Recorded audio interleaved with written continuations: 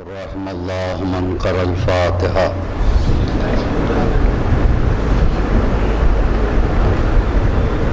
إياك نعبد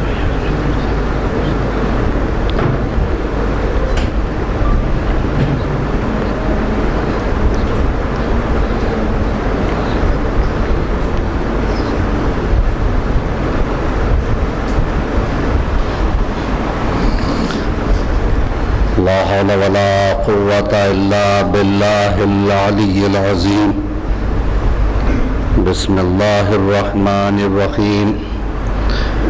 الحمد لله رب العالمين. الصلاة والسلام على سيد العرب والعجم.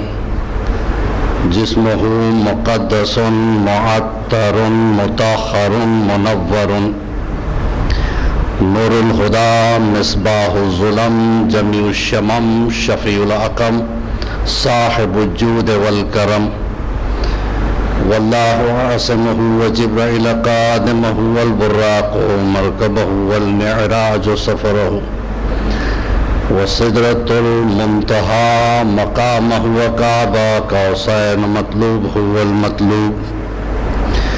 تعوده والمقصود جوده سید المرسلین انیس الغربین.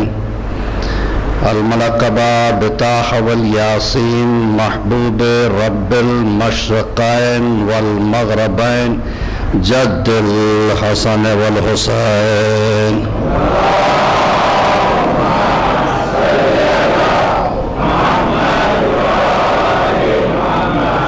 المکی المدنی الخرشی الہاشمی مولانا ابو القاسم محمد.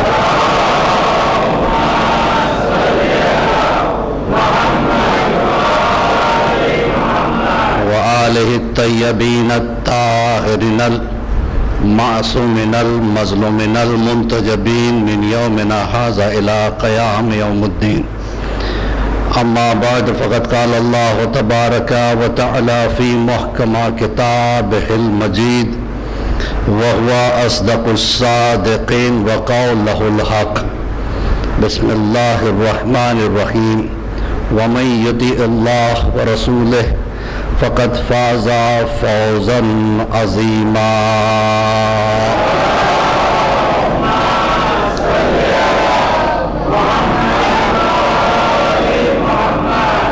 عظمت امام زمانہ کے لیے ایک بلند ترین صلوات.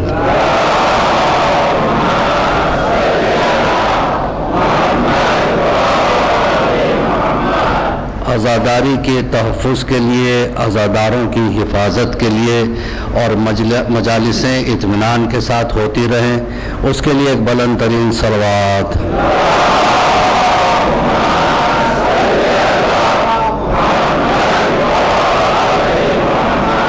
علماء دین کی حفاظت کے لیے، ناصران حق کی حفاظت کے لیے ایک بلند ترین صلوات.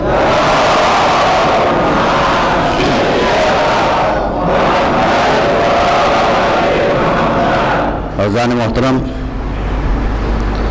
قرآن مجید کی آیہ مبارکہ کے جس میں ارشاد ہو رہا ہے کہ جس نے اللہ کی اطاعت کی اور اس کے رسول کی اطاعت کی، پھر دوسرے مقام پر ارشاد ہوا اور جس نے اہل بیت کی اطاعت کی، یہی وہ افراد ہیں جو اطاعت کرتے ہیں وہ کامیاب ہیں. باقی کوئی کامیاب نہیں ہے. کامیاب وہ ہے جو اللہ کا ہو کے مرے. کامیاب وہ ہے جو رسول کا ہو کے مرے. کامیاب وہ ہے جو علی کا ہو کے مرے. کامیاب وہ ہے جو حسین کا ہو کے مرے. آخری وقت شیطان بہت حملے کرتا ہے، راستے سے ہٹانے کی کوشش کرتا ہے. اسی وقت انسان کو چاہیے کہ علی کا دامن تھام لے، تو پھر اس کے ساتھ کوئی ایسا ویسا نہیں ہوگا. اور یہ حسین ابن علی کی مجلسیں ہم نہیں جانتے کہ اس کی کیا قدر و قیمت ہے. اللہ نے دیکھیے 18,000 عالمین پیدا کیے، ایک دنیا نہیں ہے. 18,000 آج کی سائنس کی تحقیق کہتی ہے ایسی 18,000 دنیایں ہیں یہ تو ایک گیلیکسی ہے جس میں ہم ہیں، ایسے سینکڑوں گیلیکسیز ہیں، ایسے بلیک ہول سینکڑوں ہیں جس میں ہزاروں سورج ایک ساتھ سما جائیں۔ تو آپ سوچیں 18,000 عالمین میں خدا جیسا کوئی خالق نہیں، خدا کی کوئی مثال نہیں، اسی طریقے سے 18,000 عالمین میں حسین کی کوئی مثال نہیں۔ انسانوں کی تبلیغ کے لیے 1,24,000 انبیاء کو بھیجا اللہ نے۔ کتنے؟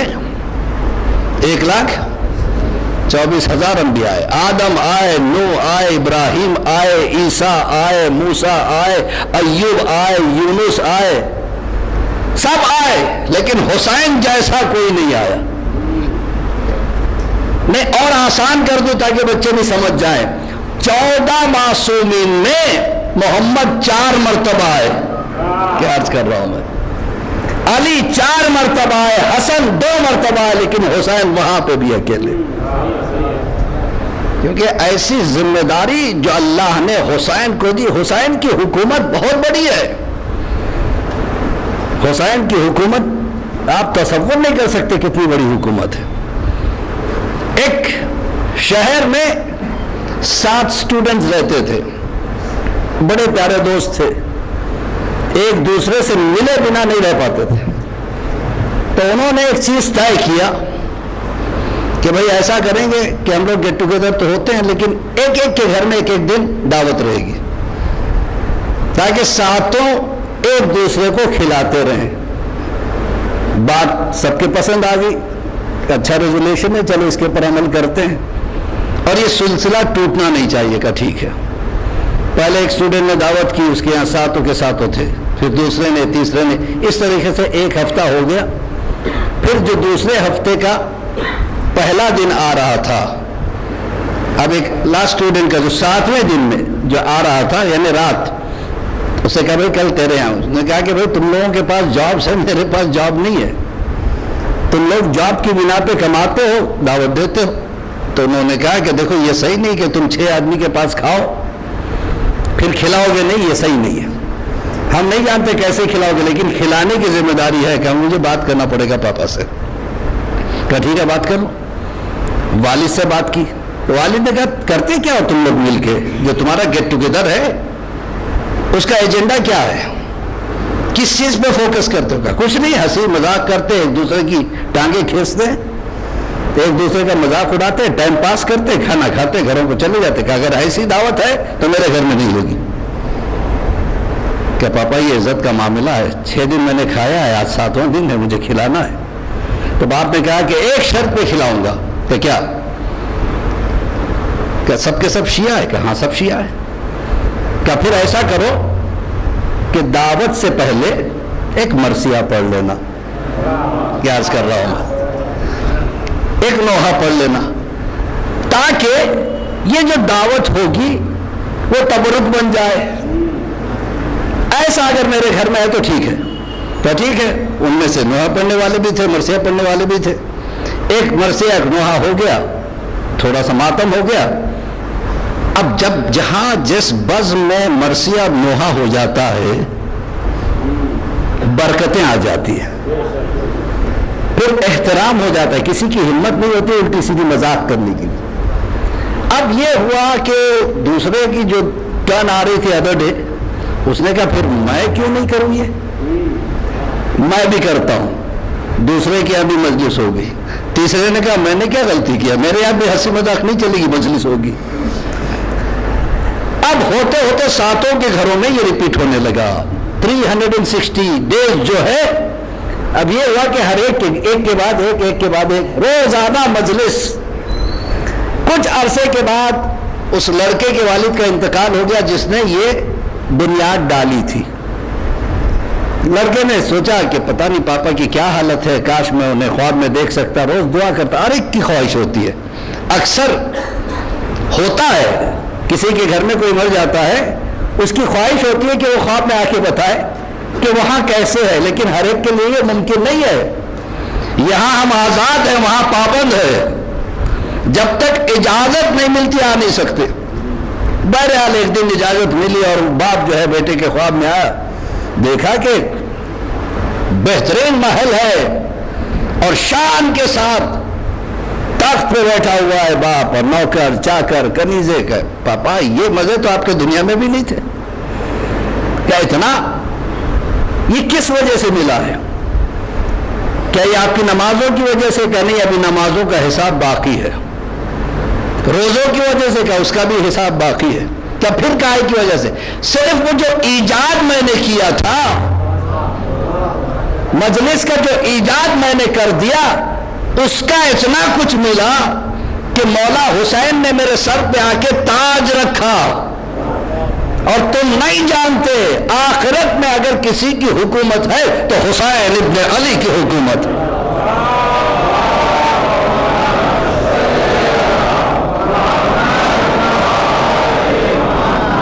بلند ترین صلوات پڑھیے گا بر محمد.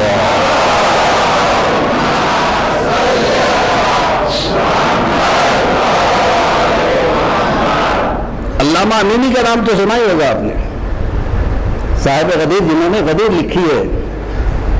اور یہ غدیر معمولی کتاب نہیں ہے, 22 جلدوں میں انہوں نے لکھنے کے لیے 10 سال اور بعض روایت سے 20 سال لگا دیے. کسی کتاب کو لکھنے کے لیے اتنا عرصہ.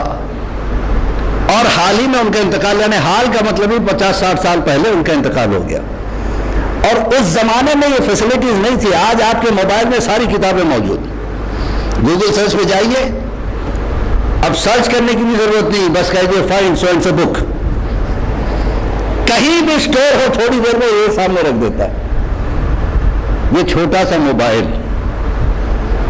جو آپ کی ہتھیلی میں آ جائے, آسمان کے قصے سنا دے, فضا کے حالات بتا دے, ٹیمپریچر بتا دے, جی ہسٹری بتا دے, سائنس بتا دے, میڈیسن بتا دے, ٹریٹمنٹ بتا دے.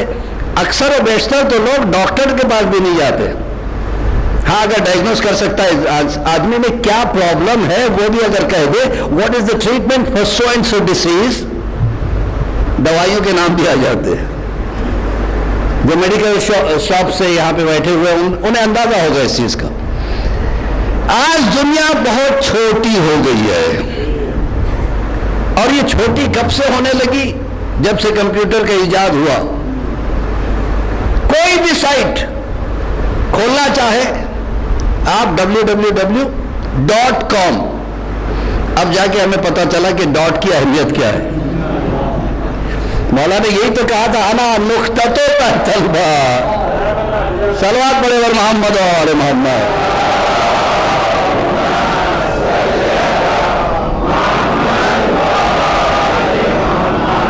الغدیر لکھنے کے لیے کئی ملکوں کا سفر علامہ امینی نے کیا.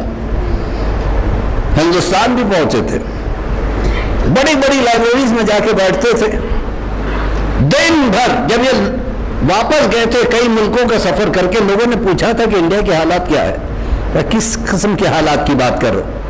کہ آپ اتنے عرصے تھے ہندوستان میں, کافی عرصے تک آپ ریسرچ کرتے رہے, وہاں کا موسم کیسا ہوتا؟ کہ مجھے معلوم نہیں. کہ کیا مطلب؟ کہ میں صبح لائبریری میں جاتا, رات کو واپس نکلتا, سورج نکلتا تھا ڈوبتا تھا مجھے پتا بھی نہیں. ایسے کہتے ہیں اشتیاق, محبت, تلاش. کیا تلاش کر رہے تھے؟ زندگی گزار دی مولا کے فضائل تلاش کرنے میں, اور الغدیر جیسی کتاب کو پیش کیا. ایک مرتبہ تو ایک لائبریری میں گئے, جانے کے بعد کتابیں پڑھ رہے تھے, انہیں پتا بھی نہیں چلا کب رات ہو گئی. اتفاق سے لائبریرین نے بھی نہیں دیکھا, لاک کر کے چلا گیا. صبح جب آیا تو دیکھا کہ علامہ امینی جو ہے نا کتاب پڑھ رہے ہیں. جب لائبریری کھولی بہت شرمندہ ہوا, کیا معاف کرے مجھے پتا نہیں تھا کہ آپ اندر بند ہو گئے. کہ ارے میں تو تیرا شکریہ ادا کرنا چاہتا تھا, روز مجھے 12 گھنٹے ملے تھے, آج 24 مل گئے. نہ کھانے کا ہوش نہ پینے کا ہوش. ایسے تھے عالم دین, مسلسل اسٹڈیز. آج اسٹڈی کرنا بہت مشکل کام ہے, اتنا آسان نہیں ہے. آپ کتاب لے کے بیٹھے, سب سے پہلے آ کے شیطان نیند لائے گا. 2-4 وقت پڑھتے ہیں, ایک صاحب مجھ سے کہہ رہے تھے کہ مجھے راتوں کو نیند نہیں آتی جب تک کہ کچھ پڑھ نہ لوں. مطلب پڑھتے اس لیے تھے تاکہ نیند آئے. کانسیپٹ اگر یہ ہو تو علم کہاں سے آئے گا؟ ایک صلوات تو پڑھے بر محمد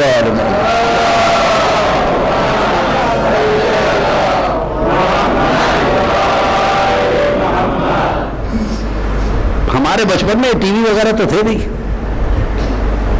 اس زمانے کی بات کر رہا ہوں. آج الحمدللہ میں آپ کے سامنے 60 سال کا ہو چکا ہوں. میں اس زمانے کی بات کروں جب ٹی وی وغیرہ نہیں تھے.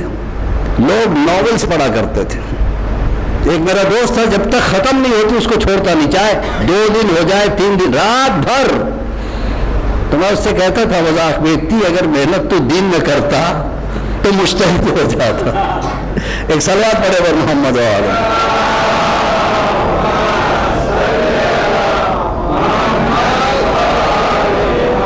10,000 کتابوں کا مطالعہ کرنے کے بعد اپنے آپ سے پوچھے کتنی کتابیں آپ نے ختم کی ہوگی آپ کی زندگی میں. وہ تو کورس کی کتابوں کی بات نہیں کرتا ہوں جو ماسٹر زبردستی پڑھاتا ہے. نہیں پڑھے تو آپ پٹائی ہوتی ہے. خود سے کتنی کتابیں ختم کی پڑھ کے مجھے دین سیکھنا ہے اس انٹینشن کے ساتھ. مشکل کام ہے بھائیو, بہت مشکل کام. شعور پیدا کرے, اپنے آپ کو جگائے, اس غفلت کی نیند سے جگائے. یہ موقع زندگی آخرت کے لیے ہے, دنیا کے لیے نہیں ہے. خیر بہرحال ایک الگ موضوع ہو جائے گا اگر میں اس میں چلا جاؤں. تو علامہ امینی اس طرح کے انسان تھے. ایک مرتبہ سفر کر رہے تھے مصر کا حلب میں, انہوں نے قیام کیا. وہاں پہ اہل سنت کے بہت علماء رہتے تھے.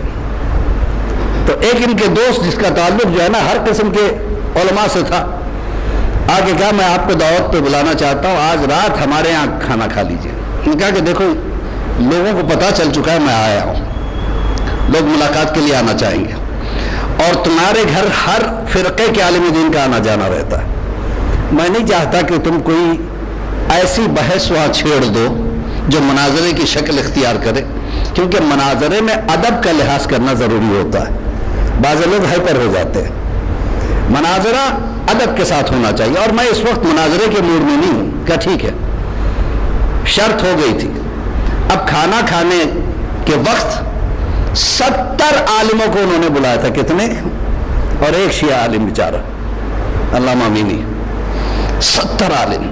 لیکن جس کی عزت خدا رکھنا چاہے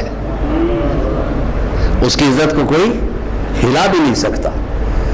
اب یہ ہوا کہ کھانا کھانے کے بعد دوسرے فرقوں کے علماء نے کہا کہ ہماری یہاں کی ایک تہذیب ہے کہ کھانے کے بعد اگر کسی کی دعوت ہوتی ہے, جتنے لوگ آتے ہیں ایک ایک حدیث سنائے. اچھا ہے, یہاں پہ ابھی ایسا قانون نہیں آیا.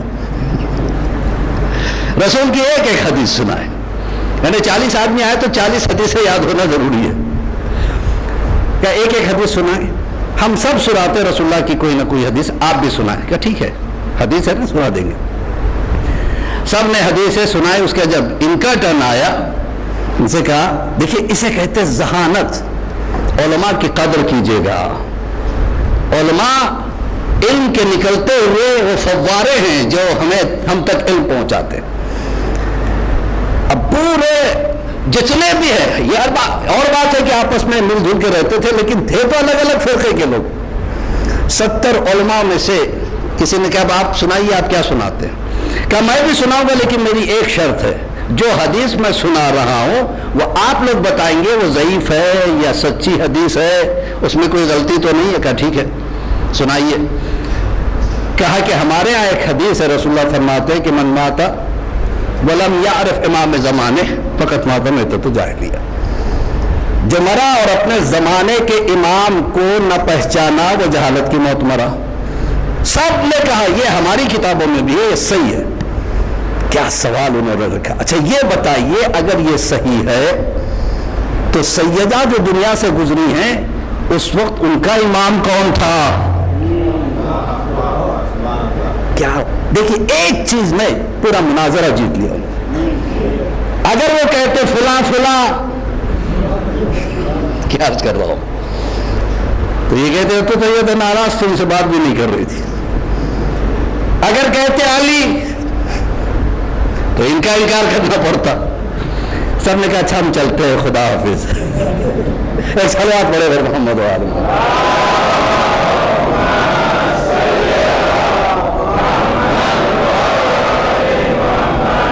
جب علامہ امینی کا انتقال ہوا, علماء کا ذکر مجلسوں میں ہونا بہت ضروری ہے. آج کل دنیا میں عجب قسم کی بیماری چلی ہے, علماء سے دور کر دو. جب انسان علم سے دور ہو جاتا ہے پھر بہکنے لگتا ہے, وہ سوکھے پتے کی طرح ہے. دیکھیے وہ بات علامہ اظہر حسن زیدی صاحب نے بڑی بہترین مثال دی تھی. انہوں نے کہا کہ رسول اللہ نے جو کہا تھا کہ ہماری مثال شجرۃ الطیبہ جیسی ہے جس کی جڑ میں ہوں, یعنی میں کون؟ رسول اللہ. تنا فاطمہ ہے, شاخیں علی ہیں, اور پتے ہمارے چاہنے والے ہیں. اب اس کے بعد انہوں نے ایک بڑا پیارا جملہ کہا, میری بات نہیں ان کی ہے, اسے کہتے تجربہ. کہ پتے کی فطرت کیا ہے, پتے کی فطرت کیا ہے. اگر کوئی یہاں پہ بیٹھ کے یو پی سے ایک پتا لے کے آیا آم کا, آپ نے دیکھا بھی نہیں کس پیڑ پہ اگا تھا, لا کے دکھایا بھائی کس کا کاہے کا پتا ہے, سب کہیں گے یہ آم کا ہے, کوئی امرود کا نہیں کہے گا, کیونکہ پتا اپنی پہچان خود بتاتا ہے. تو ہم کون ہیں؟ شجرۃ الطیبہ کے پتے. انہوں نے کہا, بڑا پیارا جملہ ان کا ہے, کہتے پتے کا مزاج یہ ہے جب تک شاخ کے دامن سے چپٹا رہے. شاخ کون ہے؟ مولا کائنات. جب تک پتا شاخ کے دامن سے چپکا رہے غذا ملتی رہے گی, حیات باقی رہے گی. کیا انداز ہے. انہوں نے کہا کہ اگر کسی گستاخ پتے کے ذہن میں خیال آ جائے جڑ کی موجودگی میں, شاخ کا دامن کیوں تھاما رہے, چھوڑ دے, جڑ کے پاس آ کے گرے تو کیا ہوگا؟ کانٹیکٹ ختم ہو گیا, کنیکشن ختم ہو گیا. جب کنیکشن ختم ہو جاتا ہے تو ادھر کی ہوا ادھر لے جاتی ہے, ادھر کی ہوا ادھر لے آتی ہے. نتیجہ یہ ہوگا نہ جڑ کا رہے گا نہ شاخ کا رہے گا. تو عزیزان محترم, علماء سے کانٹیکٹ میں رہنا ضروری ہے. کانٹیکٹ کا مطلب فزیکلی آپ کانٹیکٹ نہ کر سکے تو وہ ان کے چیزوں کو جو دستاویز ہے ان کو پڑھنا چاہیے. اب یہ نہ کہیے کہ ہمارے ایسی کوئی اسلامک لائبریری نہیں ہے جس میں جا کے ہم پڑھ سکیں. نہیں, آپ کے ہاتھ میں جو موبائل ہے, سیریلز دیکھنے کے بجائے, شارٹ فلمز دیکھنے کے بجائے, پکچرز کے ٹریلرز دیکھنے کے بجائے ذرا سیر تو کریے. دیکھیے آپ گھر بیٹھے کتنا علم حاصل کر سکتے ہیں. انٹینشن صحیح ہونا چاہیے انسان کا. مجلس میں بھی آنا تو یہ سوچ کے آنا کہ مجھے کچھ لے کے اٹھنا ہے. میں نے ایک جملہ کہا تھا کل کیا پرسوں کی مجلس میں, یہ ٹریڈیشنل گیدرنگ کا نام نہیں ہے کہ نہیں جاؤ تو نہیں ہوگا. یہ فارمل گیٹ ٹوگیدر نہیں ہے. ارے نہیں جائیں گے تو لوگ کیا کہیں گے, لوگ کیا کہیں گے اس مقصد سے نہ آئیے. امام کیا کہیں گے اس مقصد سے آئیے. پھر دیکھیے مجلس آپ کو کتنا دیتی ہے, اور جو ممبر پہ آتا ہے نا اس کی بھی ایک ذمہ داری ہے کہ دے کے جائے, اسٹڈی کر کے آئے, ٹائم پاس نہ کرے. اس لیے کہ اس کی بڑی پوچھ ہے. ممبر پہ آنے والے کو بھی پوچھ ہے, فرش اعضاء پہ آنے والے کو بھی پوچھ ہے. یاد رکھیے گا, دونوں اسی انٹینشن سے آئیں. زندگی بھر میں آپ نے کتنی مجلسیں سنی ہے, بچپن سے سنتے چلے آئے. کئی کئی اشرے ہوتے آپ کے مہوا میں ماشاءاللہ, بڑے بڑے ہالز ہیں یہاں پہ, جو ہندوستان کیا پاکستان کیا بہت کم ایسی جگہوں پہ اتنے بڑے بڑے ہالز بیک وقت اتنے چھوٹے سے ایریا میں ملیں گے. دعوے کے ساتھ کر رہا ہوں, دنیا بھر کا سفر کرتا رہتا ہوں مجلسوں میں, مجلسیں پڑھنے کے لیے مختلف ملکوں کو جاتا ہوں. میں نے کہیں اتنے چھوٹے سے ایریے میں اتنے بڑے بڑے ہال میں نے کہیں نہیں دیکھے. یہ فخر مہوا کی سرزمین کو ہے. تو ایک محرم میں 4-5 جگہ اگر مجلسیں ہو رہی ہیں اور آپ اٹینڈ 3 بھی کر رہے ہیں تو 30 مجلسیں تو آپ نے اٹینڈ کر دی تھی اس روز میں. پھر اس کے بعد آپ چہلم تک کتنی مجلسیں, اگر آپ بچپن سے حساب کریں ہزاروں مجلسیں آپ نے سن لی, ہزاروں گھنٹے آپ نے دیے. آپ میں چینج آیا؟ نہیں آیا؟ دین وائی یو آر کمنگ؟ یہ اصالہ ثواب کی جگہ نہیں ہے، یہ اور بات ہے، ثواب بے انتہا ہے، یہاں سے لے کے اٹھنا ہے۔ انٹینشن یہ بنائیے کہ میں مجلس میں جا رہا ہوں، مجھ میں ایک چینج آنا چاہیے، ایک انقلاب آنا چاہیے۔ ایک اگر مجلس میں آ کے کچھ لے کے نہیں گئے، ایک چیز لے کے چلے جاؤ، کچھ نہیں تو غم حسین لے کے چلے جاؤ۔ لینے کا انٹینشن ہو تو دینے والوں میں کمی نہیں ہے، یہاں دینے کے لیے سیدہ آتی ہے۔ ہماری کیا اوقات کہ ہم فضائل پڑھیں، ہماری کیا اوقات کہ ہم علی کا ذکر کر سکے۔ وہ علی ابھی کچھ دنوں پہلے مولا کائنات اور ہلال ابن نافع کی بات میں پیش کر رہا تھا۔ ہلال نے پوچھا تھا مولا کچھ بتائیے، خود مولا کہہ رہے تھے نا، اسی گفتگو کا ایک حصہ اور سن لو آج تاکہ ایمان تازہ ہو جائے، لیکن اتنے آسانی سے نہیں بتاؤں گا۔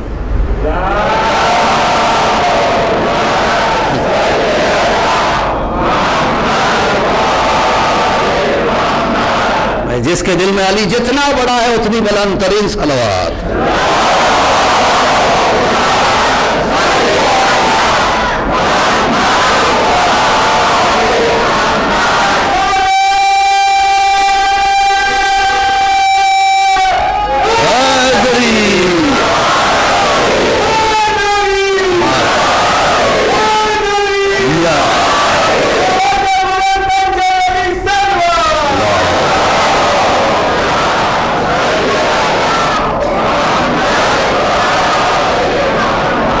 مولا نے کیا کہا تھا؟ ہلال ہمیں عقل سے نہ پہچاننا، تمہاری عقل چھوٹی ہے، ہماری ہستی بڑی ہے، عقل میں ہم سمجھ نہیں سکتے، اس لیے کہ عقل ہمارے بعد پیدا ہوئی، ہم عقل سے پہلے سے، لہذا ہم سے سمجھو کہ ہم کیا ہے۔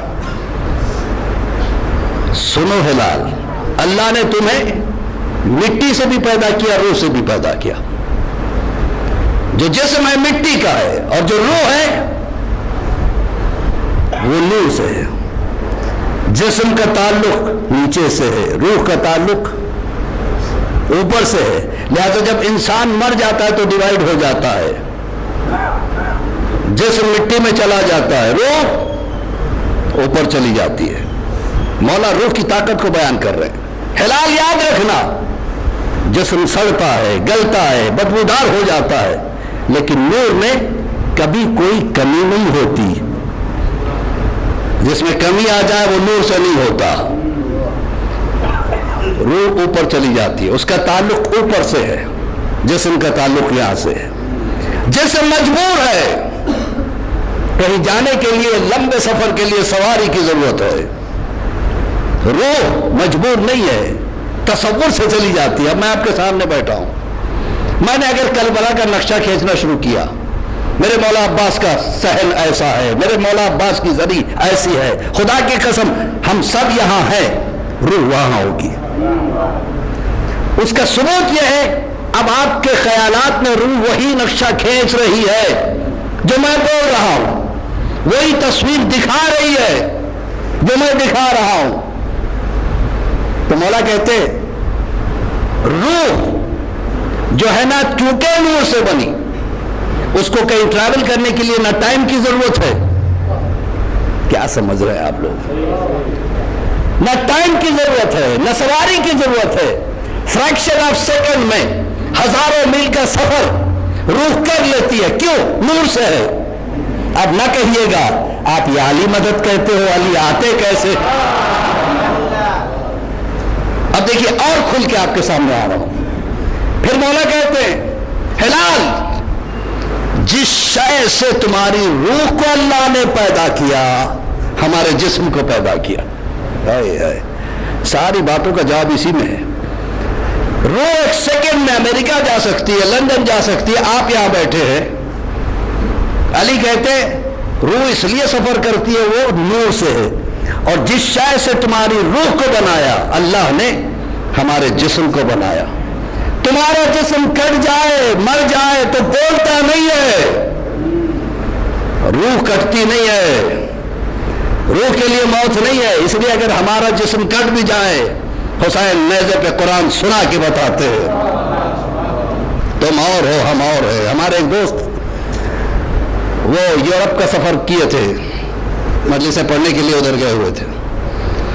ملاقات ہوئی, کہا میں ایک ایسی جگہ گیا تھا جہاں پہ میں نے جلوس امام حسین میں ایک پنڈت جی کو دیکھا. پنڈت, مسلمان نہیں, خوش عقیدہ تھا. عقیدت تھی امام حسین سے محبت کرتا تھا. حسین محبت ہی کے مرکز کو کہتے ہیں. یہ مت پوچھو کہ تم کیوں کرتے ہو, تم کیوں جب پاپ آیا تھا نا کربلا میں, اس سے پوچھا گیا تھا آپ کو کربلا سے کیا تعلق, اس نے پلٹ کے کہا کیا تم یہ سمجھتے ہو حسین تمہارا ہی ہے؟ حسین ہمارا بھی ہے, ہر ایک مانتا ہے, لیکن اللہ چاہتا ویسے مانے جیسے وہ چاہتا ہے. بہرحال عزیزان محترم, پنڈت جلوس میں چل رہا تھا. پنڈت نے ایک مرتبہ مولانا کو دیکھا کہ مولانا بار بار اس کو دیکھ رہے. اس کے چہرے پہ مسکراہٹ آئی, وہ ان کے قریب آ گیا, ساتھ ساتھ چلنے لگا. کہ مولانا آپ نے پہچانا میں مسلمان نہیں ہوں. کہاں, وہ تو آپ کی شکل سے پتہ چل رہا ہے. کہ میرا ایک سوال ہے آپ کو. کہ کیا ہے؟ حسین ایک عظیم طاقت کا نام ہے. کہ بے شک. امام وقت ہے حسین. کا بے شک. اشارہ کرے تو سمندر آ جاتا, دریا تو بہت دور کی بات ہے. کربلا آ سکتا تھا, حسین نے اپنے طاقت کا استعمال کربلا میں نہیں کیا. کہ بے شک تم صحیح کہہ رہے ہو, تمہارا عقیدہ بالکل درست ہے. کہ میرا سوال یہ ہے, حسین نے نیزے پہ قرآن کو پڑھا, چاہتے بائبل پڑھ سکتے تھے, رامائن پڑھ سکتے تھے, گیتا پڑھ سکتے تھے, مہابھارت پڑھ سکتے تھے, قرآن ہی کیوں پڑھا؟ مولانا نے مجھ سے کہا خوئی صاحب میں پریشان ہو گیا کہ کیا بتاؤ اس کو. میں نے ایک عام سا جواب دے دیا, وہ مصلحت حسین ہے, حسین بہتر ہے. کہ آپ مجھے ٹالیے گا نہیں, جواب صحیح دیجیے. اگر آپ کو نہیں آتا بتا دیجیے, آپ کے پاس جواب نہیں, میرے پاس ہے. تو مولانا نے کہا ہاں میرے پاس جواب نہیں, آپ بتائیے کس لیے. کہ حسین چونکہ امام وقت تھے, قیامت تک کے حالات کو دیکھ سکتے تھے. میرا خاموش مجمع, قیامت تک کے حالات کو حسین دیکھ سکتے تھے. حسین دیکھ رہے تھے. رامائن پڑھنے والے حسین کو مان لیں گے, بائبل پڑھنے والے حسین کو مان لیں گے, گیتا پڑھنے والے حسین کو مان لیں گے, لیکن قرآن پڑھنے والے صلوات پڑھنے والے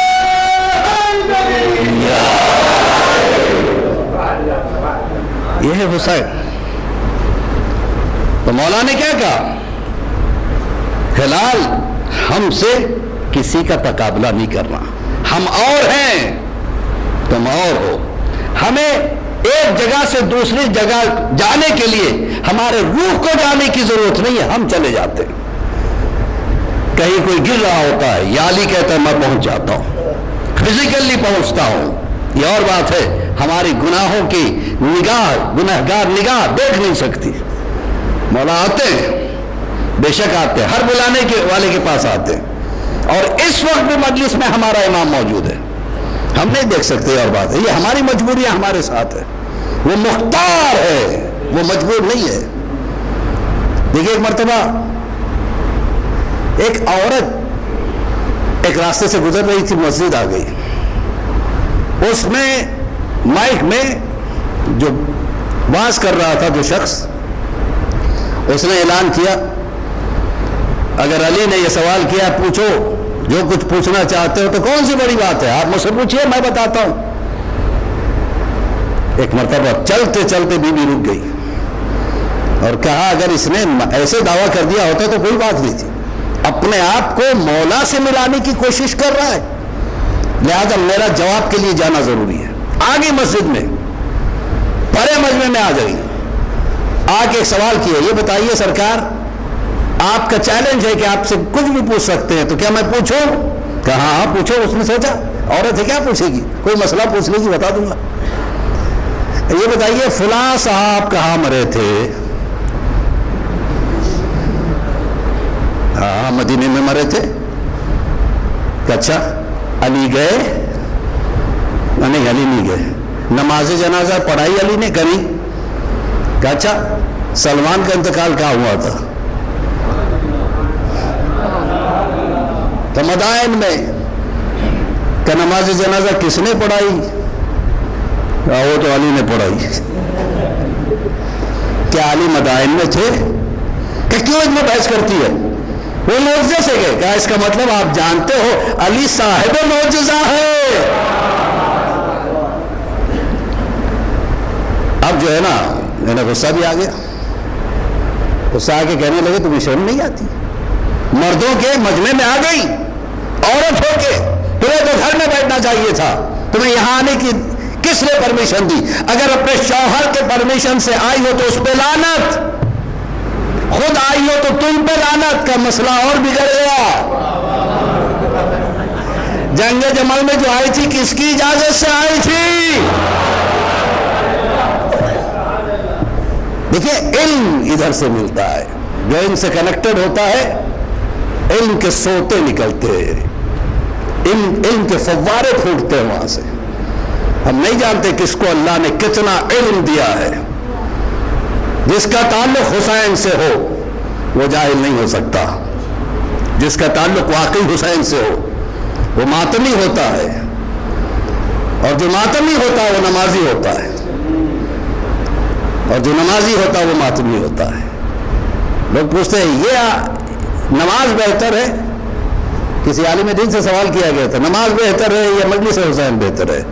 بہترین جواب دیا انہوں نے، یہ بتا یہ آنکھ بہتر ہے یا یہ آنکھ بہتر ہے؟ دونوں آنکھیں دونوں ایک جیسی ہے، کہ بس یہی حالت ہے، عقیدہ بھی سچ ہو، اچھا ہو، عمل بھی اچھا ہو، تب جا کے ہم حسینی بن سکتے ہیں۔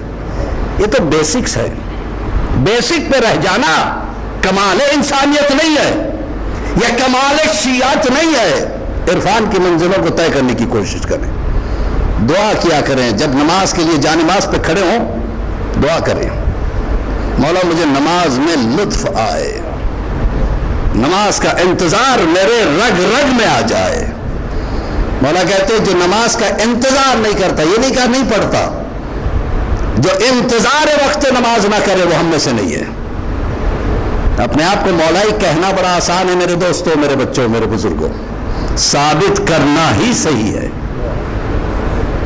فیضان محترم، یہ ہے علی اور ان کے چاہنے والے، جیسے علامہ امینی جیسے۔ مولا کائنات نے ایک بات کہی، صلوات پڑھے بر محمد و آل محمد۔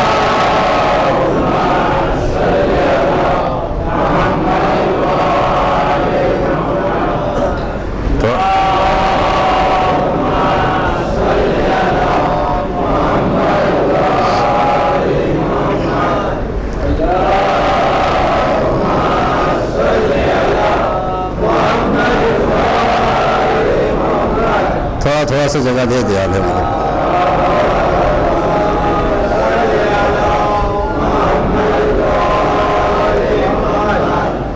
فزیکل ڈسٹینس کا بھی خیال رکھیے گا۔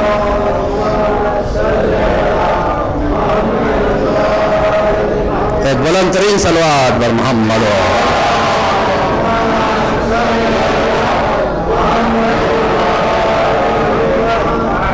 مولا سے ایک چاہنے والے نے کہا مولا موت سے ڈر لگتا ہے، کہا تو پھر تو ہمارا شیعہ ہو ہی نہیں سکتا، ہمارا چاہنے والا موت سے نہیں ڈرتا، اس لیے کہ موت تو بہانہ ہے ہمیں دیکھنے کا، ہم سے ملاقات کرنے کا، لہذا گھبرانا نہیں، آخرت میں ہم ہے، برزخ کا انتظام خود کر کے آنا۔ کھلی چھوٹ نہیں دی مولا نے، جانتے ہیں نا ہماری فطرتوں کو جانتا ہے ہمارا مولا، ذرا چھوٹ مل جائے تو پھر آدمی آپے سے باہر ہو جاتا ہے۔ برزخ کا انتظام، منیمم کوالیفیکیشن تمہاری یہ ہے کہ برزخ میں بچ کے رہنا، وہاں نہیں آئیں گے تم کو بچانے کے لیے۔ ہاں ہماری وجہ سے تمہیں نعمتیں خود ملے گی، لیکن اصل چیز جو تمہیں ملے گی وہ قیامت میں ملے گی، اصل حساب و کتاب محشر میں ہوگا۔ اس سے پہلے کا حساب کرتے ہوئے آنا، اپنے ساتھ ساتھ لانا۔ دیکھیے ہم دنیا کا کتنا خیال رکھتے ہیں، بنگلہ ہو، اچھا گھر ہو، محل جیسا ہو، چاہے رہنے والے 3 ہو، کمرے 5 ہو، جی गार्डन भी हो, पोर्टिक्यू भी हो और बेहतरीन एक्सपेंसिव कार भी हो। दुनिया में कितनी हम सोचते हैं दुनिया के बारे में, किसी को यकीन नहीं है कल जिंदा रह गया नहीं। सामान 100 बरस का है, कल की खबर नहीं। इतना इंतजाम दुनिया में करता है, बेशक करे, इसके इनकार नहीं है। मौला खुद कहते हैं जब अल्लाह ने तुम्हें दिया है उसको जाहिर भी करो, अच्छे से अच्छे जियो, लेकिन पड़ोसियों के हक का ख्याल रखो, मुसलमानों के हक का ख्याल रखो, फिर अपने ऊपर खर्च करो जितना खर्च कर सकते हो। मौला ने मना नहीं किया, लेकिन आखिरत का भी सोचो, बरज़ख का सोचो। दुनिया के घर हम बना लेते हैं, लेकिन आज के इस महफिल में, इस मजलिस में, आज के इस बज़्म में मैं आपको एक ऐसा अमल देना चाहता हूं जो बरज़ख में घर आपको देगा। अब ये आप पे डिपेंड है कि 1 BHK बनाए, 2 BHK बनाए, 10 BHK बनाए। मौला से किसी ने पूछा, हमारी जाने फिदा हो जाए इमाम जाफर सादिक अलैहिस्सलातु वस्सलाम,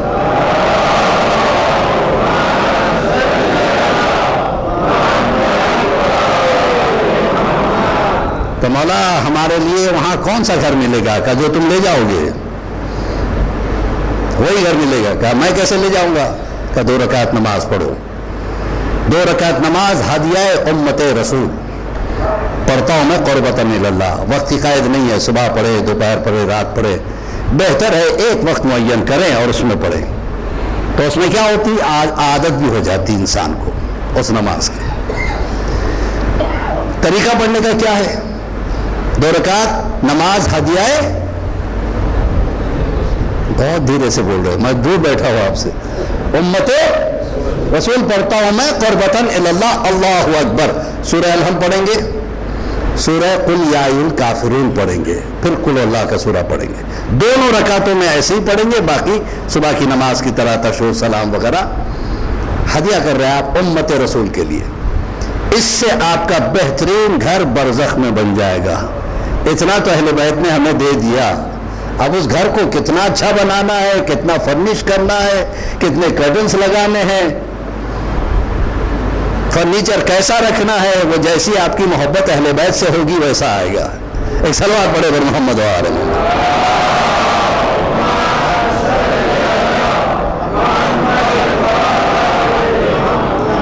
शेख बहाई का वाक़या मिलता है, कहते हैं ईद के दिन था, ईद के दिन मैं और मेरे कुछ साथी, बेतकल्लुफ साथी हमारे, हम सब मिलके, शब-ए जुमा थी, शब दिन की बात नहीं हो रही है, यहाँ तो घबरा जाते हैं ना हम शब को जाने के लिए, रात और कब्रिस्तान।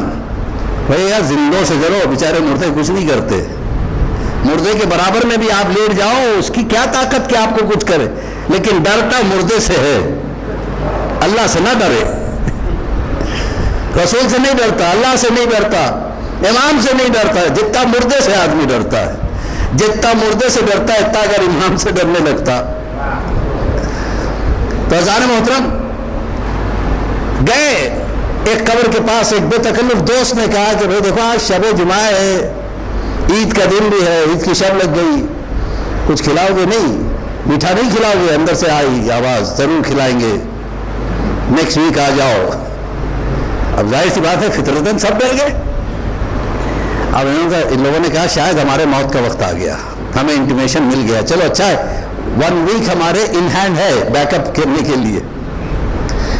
लिहाजा सब गए, सब बहुत बिजी हो गए, कुरान, दुआएं, नमाज, ये वो, हर वक्त बिजी, यहाँ तक के वसीयतें लिख दी। ठीक 1 वीक के बाद वहाँ पहुँचे, जब वहाँ पहुँचे कहा साहिब कब्र सलाम, अंदर से आवाज़ है अलैकुम सलाम, अंदर आ जाओ। कब्र हट गई, सीढ़ी नजर आने लगी, डरते डरते उतरे, कहते अचानक हमने एक बेहतरीन बाग में अपने आप को पाया, दिन का वक्त, जबकि बाहर रात हो रही थी, दिन का वक्त है, बेहतरीन बाग है और बड़ी प्यारी खुशबू चारों तरफ से आ रही है, एक से एक पेड़ है जिसमें हर किस्म के फल लगे हुए हैं। हम इस नज़ारे को देखते रहे, इतने में गुलाम ने कहा आइए हमारे आका ने आपको बुलाया है। जाके देखा इंतहाई खूबसूरत नौजवान एक तख्त पे बैठा हुआ है, ان کو دیکھ کے کھڑا ہو گیا، آئیے تشریف رکھیے۔ کہ بھائی آپ کون ہیں؟ کہ مجھے پہچانا نہیں سرکار آپ نے، میں آپ ہی کے محلے کا قصائی، فلاں قصائی جو مر گیا۔ وہ تو کالا پیلا سا عجیب سے تھا، تم اتنے خوبصورت کیسے ہو گئے؟ کہ یہ اہل بیت کی عطا ہے، اہل بیت کی عطا ہے۔ کہ کرتے کیا تھے؟ کہ میں نماز اول وقت پڑھتا تھا۔ باتیں کرتے کرتے اچانک اس نے تکلیف کا اظہار کیا جیسے کسی شے نے اسے کاٹا ہو، اور اس نے جب نیچے دیکھا تو ہم نے بھی دیکھا ایک بڑا خطرناک سانپ اس کے انگوٹھے کو کاٹ رہا تھا۔ کہ یہ کیا ہے؟ بہت غور سے سنیے گا، اس میں ایک میسج ہے آپ کے لیے۔ یہ کیا ہے؟ کہا کہ میں نے ایک یہودی سے کچھ پیسے قرضہ لیے تھے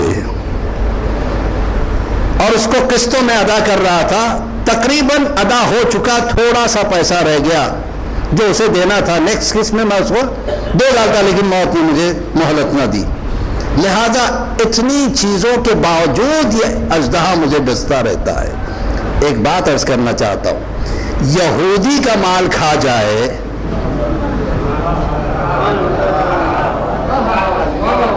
تو معافی نہیں ہے، اگر کوئی سیدہ کا مال کھا جائے، صلوات پڑھے محمد و آل محمد۔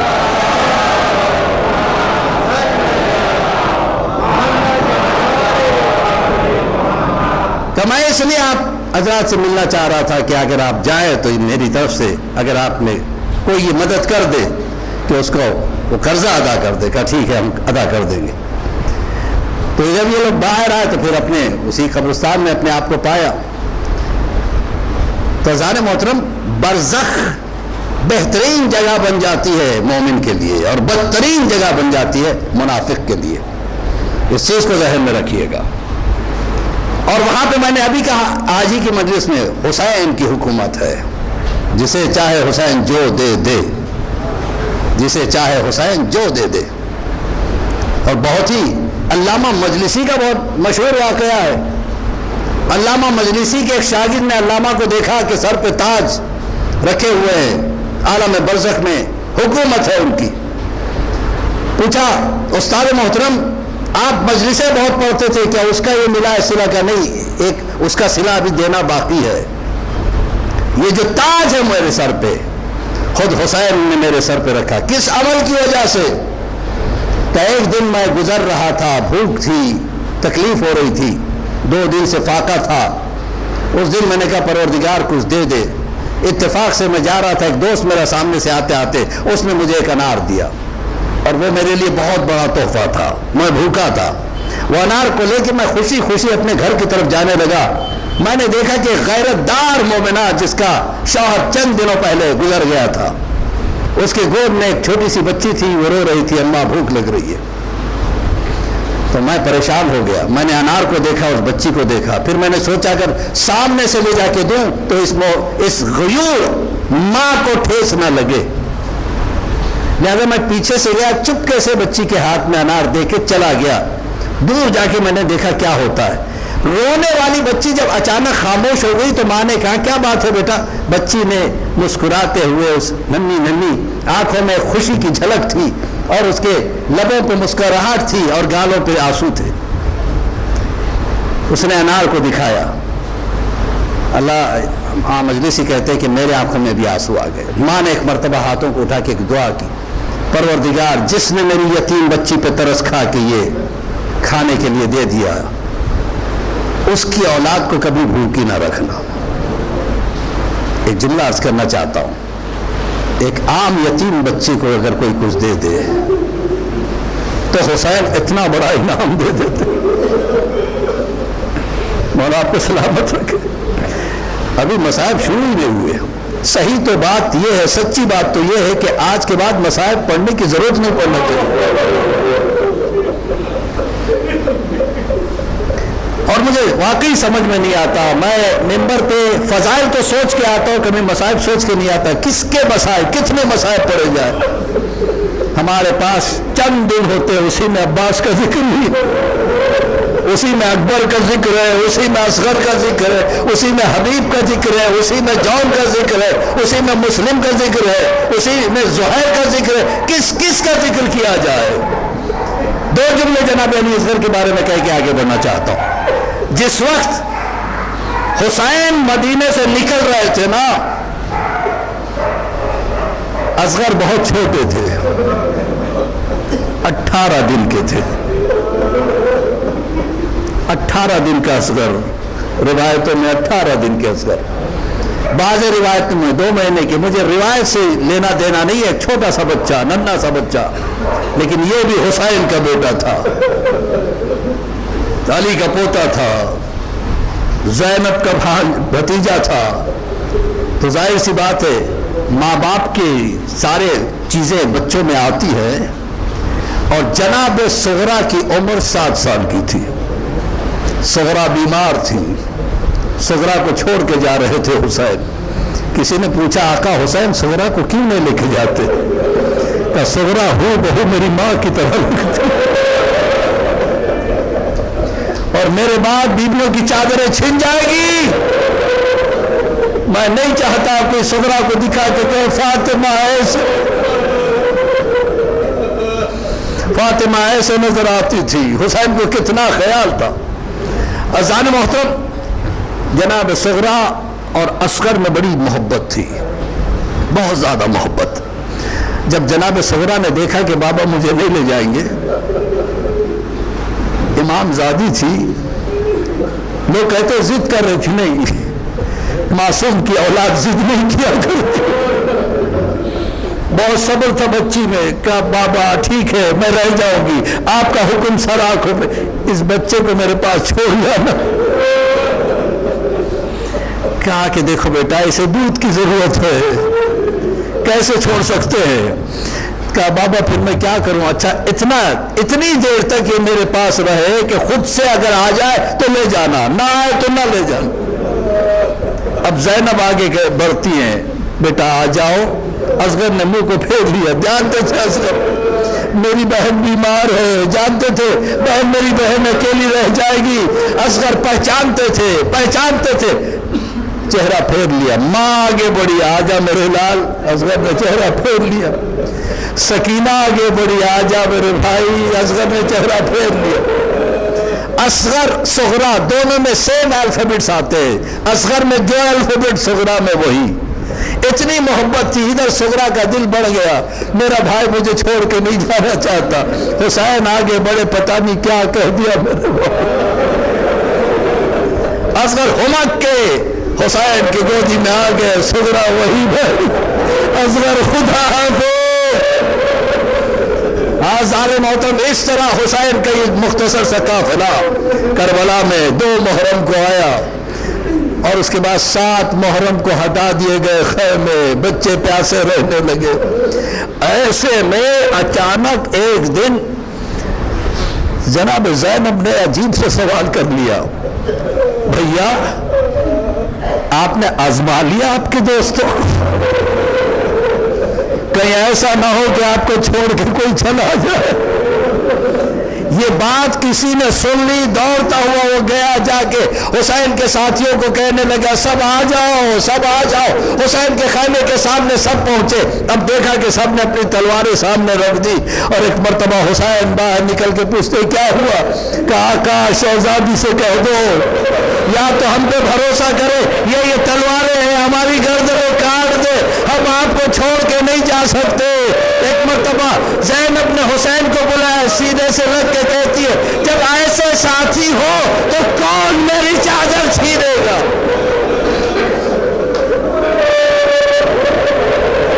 انہی ساتھیوں میں زہیر ابن قیس. زہیر بہت بڑے جنگجو تھے زہیر، لیکن زہیر کو حسین کی اس وقت تک معرفت نہیں تھی.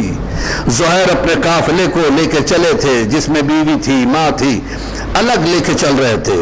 پتا چلا کہ حسین ابن علی کا بھی قافلہ ہے. ماں نے کہا بیٹا ایک بار جا کے مل تو لو. کہ کیا ملوں گا؟ کہ زہیر تم نہیں جانتے، وہ اور چیز ہے، تم نے صرف سنا ہے حسین کے بارے میں، آج دیکھ کے آ جاؤ. زہیر ایک مرتبہ زہیر جاتے ہیں، اور پہلوان تھے تو چلنے کا انداز الگ تھا. جب حسین سے ملاقات ہوئی ظہیر نہیں آئے، شام ہو گئی ظہیر نہیں آئے، رات ہوئی ماں پریشان، بیوی پریشان، ظہیر کیوں نہیں آئے؟ اب جو ظہیر آئے ہیں تو کندھے جھکے ہوئے، آنکھوں سے ماں نے پوچھا بیٹا کیوں روتے ہو؟ کہا ماں اب تک میں میرے مولا کو پہچانا نہیں تھا۔ اما یہ بڑا معصوم انسان ہے، بڑا مظلوم انسان ہے، اس نے اپنے ہاتھوں سے پانی دے دیا، سارے لشکر کو سیراب کر دیا، آج یہ بھوکا پیاسا ہے۔ کہا ظہیر کیا ارادہ ہے؟ کہا میں جا رہا ہوں، میں دنیا سے جانا چاہتا ہوں، حسین کی نصرت کرتے ہوئے شہید ہونا چاہتا ہوں۔ ایک مرتبہ پھر وہ وقت آیا کہ ظہیر آئے، حسین سے اجازت لی اور ایسی جنگ کی، حسین کہتے ہیں واہ ماشاءاللہ ظہیر کیا بہترین تلوار چلاتے ہو، آج اگر میرے بابا ہوتے تو خوش ہو جاتے، میری ماں ہوتی تمہارے لیے دعائیں دیتی۔ یہاں تک کہ ظہیر جب زمین پہ گرے ہیں، حسین دوڑے ہوئے پہنچے، کیا بات ہے ظہیر کیسے لگ رہا ہے؟ کہ میں دیکھ رہا ہوں کہ آپ کے نانا بھی موجود ہے، میں دیکھ رہا ہوں آپ کے بابا بھی موجود ہے، میں دیکھ رہا ہوں آپ کے بھائی بھی موجود ہے، لیکن ایک بی بی ہے، وہ کون ہے؟ کہ ظہیر ادھر نہ دیکھنا، وہ میری اماں فاطمہ، جب بھی کوئی گرتا ہے میری ماں بقی سے ٹوٹی ہوئی پھسلیوں کو پکڑے چلے آتی ہے۔ انا للہ وإنا إليه راجعون۔ اللهم بحق محمد وأنت المحمود، بحق علي وأنت الأعلى، بحق فاطمة أنت فاطر السماوات والأرض، بحق الحسن وأنت المحسن، بحق الحسين أنت قديم الإحسان، واستجب دعائي واقض حاجاتي برحمتك يا أرحم الراحمين۔ پروردگار اس قلیل عزاداری کو قبولیت کا درجہ عطا فرما۔ پروردگار حق تو یہ ہے کہ ساری زندگی بھی روتے رہے تو ایک شہید کا ماتم بھی نہیں کر پائیں گے۔ پروردگار یہ چند آنسو جو ہم نے بہائے اس کے صدقے میں ہمارے گناہ کبیرہ و صغیرہ کو معاف فرما دے، جو مقروض حال ہے ان کی قرضداری کو دور فرما۔ پروردگار کرونا وائرس کی وجہ سے، لاک ڈاؤن کی وجہ سے بہت سے کے کاروبار خراب ہوئے، پروردگار ان کے کاروبار میں ترقی عطا فرما۔ پروردگار بہت سے بے روزگار ہو گئے، پروردگار انہیں رزق کریمہ عطا فرما۔ ہماری دنیا بھی اچھی کر دے، آخرت بھی اچھی کر دے، ہماری موت میں آسانی ہو اور ایمان پہ موت ہو، برزخ کا سفر ہمارے لیے آسان قرار دینا، محشر میں ہم امام کے سامنے شرمندہ نہ ہونے پائے، ہمیں امام کے چاہنے والوں میں شمار فرما، امام کے ظہور میں تعجیل عطا فرما۔ ماتم حسین۔